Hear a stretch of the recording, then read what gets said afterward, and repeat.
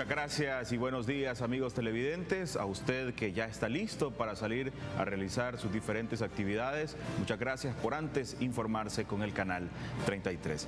Bueno, viceministro, tal vez para ir cerrando el tema de estas unidades, ¿cuándo estarían llegando ya al país? Bueno, nosotros esperamos que las 60 unidades articuladas y 130 buses padrones estén llegando al final de diciembre, principios de enero. Por ahí vamos a tener ya las unidades. Recordémonos que las pruebas pilotos son en febrero y tenerlos mucho tiempo antes, obviamente hay que pagar, pues tiene que pagar es un crédito, el BND es el que está, dijéramos, aplicando. Entonces la gente quiere que esté por lo menos un mes antes de que estén acá, para que no tengan que pagar mucho y las unidades estén paradas sin poder funcionar.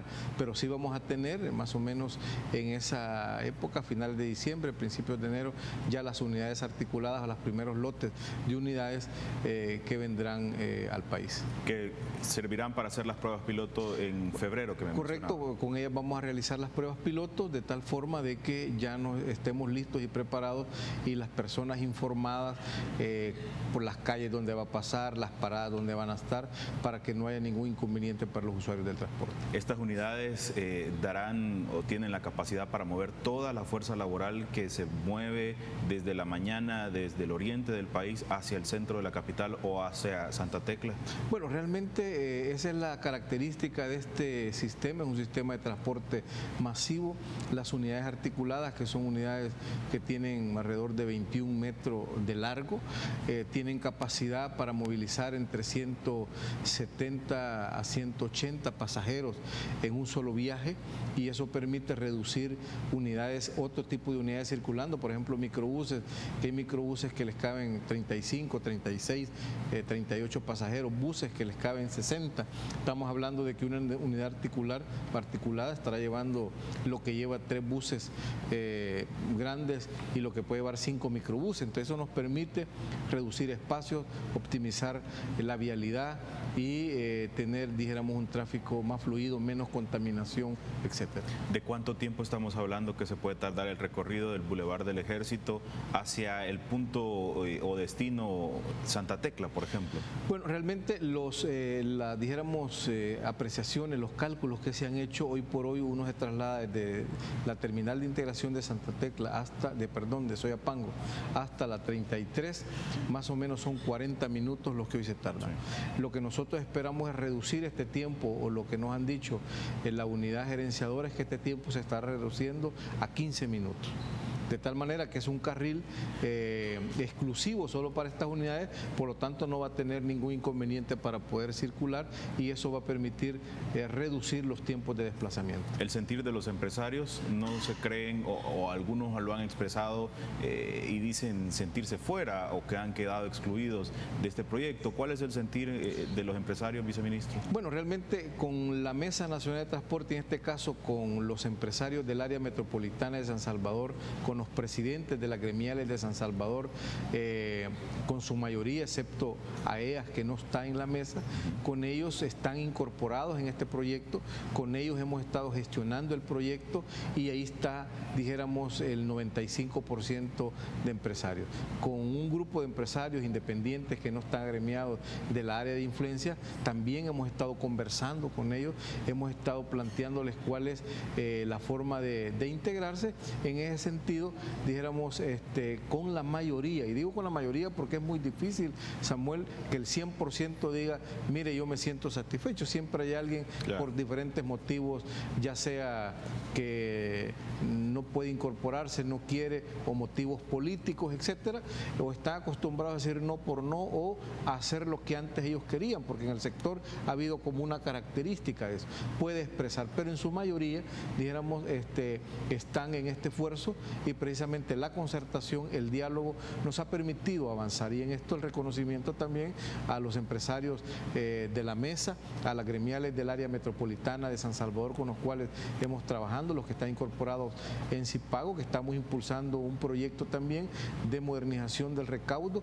a través de la tarjeta, y eso también ha permitido ir avanzando en este proyecto de modernización, que es la única manera de cómo la industria del transporte pueda hacer frente a los desafíos de la realidad.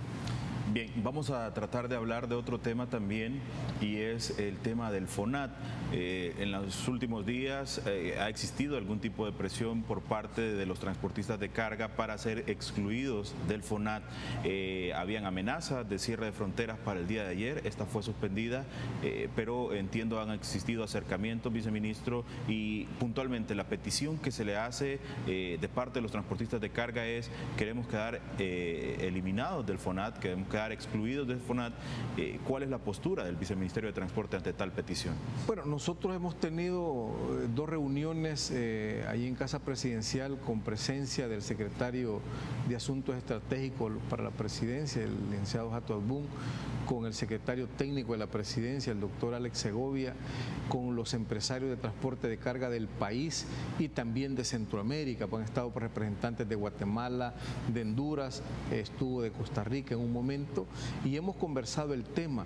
Ellos, en diferentes planteamientos que han hecho, en primer lugar, nunca han dicho que están en contra del FONAT. Todos dicen: mire, estamos de acuerdo con el FONAT, creemos que es una responsabilidad del gobierno, de los estados, responder a las víctimas de accidentes de tránsito, que quiero decirte que las víctimas de accidentes de tránsito, los accidentes de tránsito es mucho más grave y genera más muerte que el mismo enfermedades terminales como el cáncer, como el SIDA en este país. Aquí mueren de 2 a 3 personas cada día por accidentes de tránsito. En eso están conscientes ellos. ¿Cuál fue el planteamiento de ellos? El primer planteamiento era que a nivel centroamericano se cobra, dijéramos, el FONAT o el similar al FONAT en Nicaragua, que se cobran $12 al ingresar a Nicaragua, se cobran $35 en Costa Rica, se cobran $18 en el caso de Panamá y alrededor de $13 en Belice.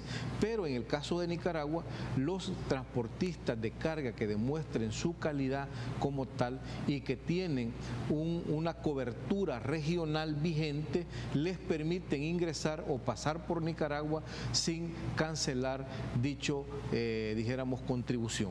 Lo que ellos están pidiendo es una reforma similar en el sentido que se le reconozca al transporte, dijéramos, de Centroamérica, el que tenga una cobertura regional que pueda pasar por El Salvador o ingresar a El Salvador sin cancelar, siempre y cuando demuestre que tiene vigente esa cobertura y que puede responder a daños. Esa es su propuesta. ¿Es factible? Para esa propuesta nosotros les dijimos que en una medida y buscando la facilitación del comercio, fundamentalmente entre los países del Triángulo, en este caso de Guatemala, Honduras y El Salvador, pues nosotros estábamos dispuestos a tener una medida similar a la que tiene Nicaragua, que les permite ingresar siempre y cuando demuestren que tienen una póliza o tienen una cobertura regional vigente. En ese sentido, como gobierno dijimos que estamos de acuerdo y que ya había una pieza de correspondencia en la Asamblea Legislativa y que en el momento que la Asamblea tomara la decisión,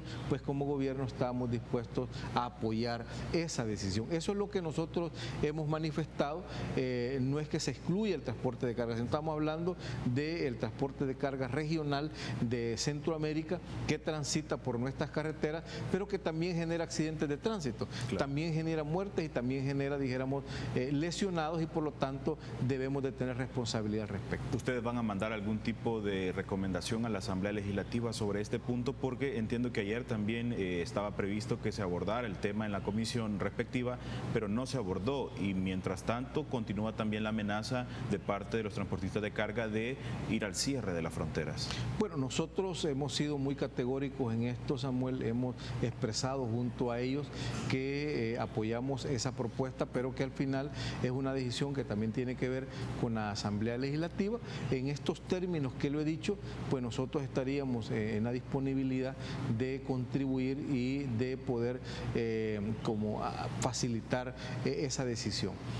Ya el tema de las amenazas también les dijimos y fuimos muy categóricos. Este gobierno no actúa en función de la presión o en función de actividades de hecho. ¿verdad? Nosotros no actuamos bajo esa premisa, sino que actuamos sobre la premisa del diálogo, de la concertación. Hemos tenido apertura para poder discutir y ahí es donde se resuelven los problemas. También les dijimos, bueno, si quieren parar, no lo vayan a hacer en El Salvador.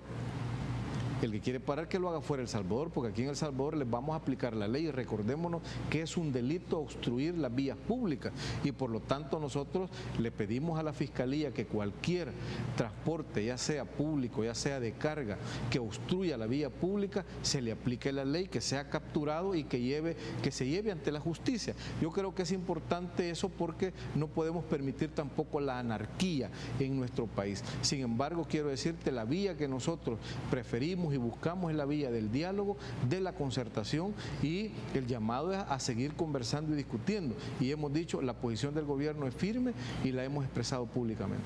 Hay otro sector que también se ha expresado y me quiero referir a un grupo de motociclistas que a diferencia de como lo ha hecho el transporte de carga y quizás por la influencia que ellos tienen también, ha sido diferente. Ellos lo han hecho de manera pacífica, pero se han quejado y han dicho que es alta la cantidad que les tocaría aportar al FONAT en el caso de la renovación de las tarjetas de circulación. ¿Hay algún estudio que se esté haciendo, alguna evaluación referente a las tarifas como tales que fueron aprobadas por la Asamblea Legislativa para el FONAT? Bueno, realmente las tarifas, la misma ley te da los criterios por los cuales se establecen las tarifas y uno de los criterios es la siniestralidad. O sea, los siniestros en las motocicletas realmente son bastante mortales, Samuel. O sea, cada vez que ocurre un accidente con una motocicleta, la persona queda con lesiones bastante graves si no queda muerta. Entonces, ¿qué ocurre? Por ejemplo, el año pasado tuvimos alrededor de... Bueno, dijéramos, no el año pasado, sino que de enero a junio hemos tenido 351 accidentes en motocicleta. Pero de estos 351 accidentes en motocicleta, los que nos han dejado daños personales y no solo materiales, con el caso de la motocicleta, han sido alrededor de 293 más o menos. Y estos, de los 293, hay alrededor casi de más de 60 personas fallecidas totalmente. ¿Qué ocurre? Una motocicleta, un accidente de motocicleta, la persona queda muy dañada. Entonces, ¿qué ocurre? Los gastos que se incurren en esto son mucho mayores también. Entonces, por lo tanto, dependiendo de los niveles de siniestralidad, así es como también la cuota se cancela. Ellos argumentaban de que los vehículos producían más accidentes. Y es cierto, los vehículos particulares producen más accidentes, ¿verdad? Los vehículos de transporte público producen menos accidentes, pero son más mortales. Pero también son muy mortales los de motocicleta. En ese sentido, cuando uno ve porcentualmente, quien genera más muertes después del transporte colectivo es la motocicleta. De tal manera que en todo el mundo y dentro de del compromiso con las Naciones Unidas del decenio y la seguridad vial, en los próximos días en Argentina hay un evento sobre el tema del uso del casco de la motocicleta, porque en otros países es mucho más, grave que en el país. Aquí es grave, pero hay lugares que es mucho más grave por el número de motocicletas que hay.